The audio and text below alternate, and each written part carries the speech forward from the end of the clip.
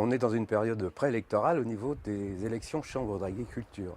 Et ces élections, pour les propriétaires, revêtent un caractère particulier parce que c'est à travers leur représentation des chambres d'agriculture qu'ils peuvent siéger dans les instances départementales, en CDOA, en CDPNEAF. Et c'est à ce titre qu'il faut absolument aller voter, et voter bien sûr pour la liste de la section départementale des propriétaires ruraux. La mission première de notre section, c'est d'informer un maximum les adhérents pour qu'ils aient tous les éléments pour prendre des décisions, et les bonnes décisions au bon moment, et anticiper si possible. Là, c'est le 7e Carrefour du patrimoine, donc ça fait la 7e année consécutive.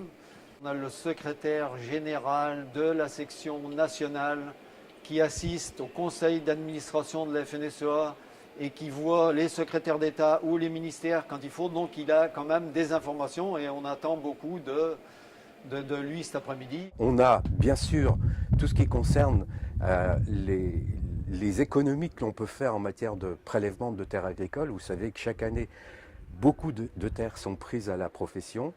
Donc ils vont faire des propositions pour mieux encadrer ces phénomènes.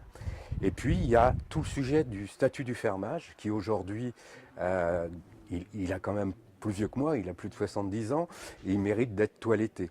Il y a les questions qui sont liées au calcul du fermage agricole, comment sont rémunérés les propriétaires.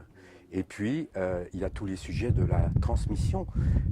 Voilà, cette terre qui est cultivée par une génération se transforme pour une autre génération des formes nouvelles qui soient adaptées à l'agriculture de maintenant. Et puis, en plus, tous les sujets fiscaux. Vous avez reçu il n'y a pas très longtemps votre facture. Pour ça, vous êtes très très bien connu. Hein. On reçoit tous en tant que propriétaire cet impôt foncier, à travers lequel vous payez d'ailleurs la Chambre d'agriculture. Il y a un lien, c'est par votre impôt foncier que vous payez votre part dans le budget des chambres d'agriculture. Et puis, ces sujets fiscaux sont aussi des sujets liés à la transmission. Transmission qui peut être très lourde si elle n'est pas préparée.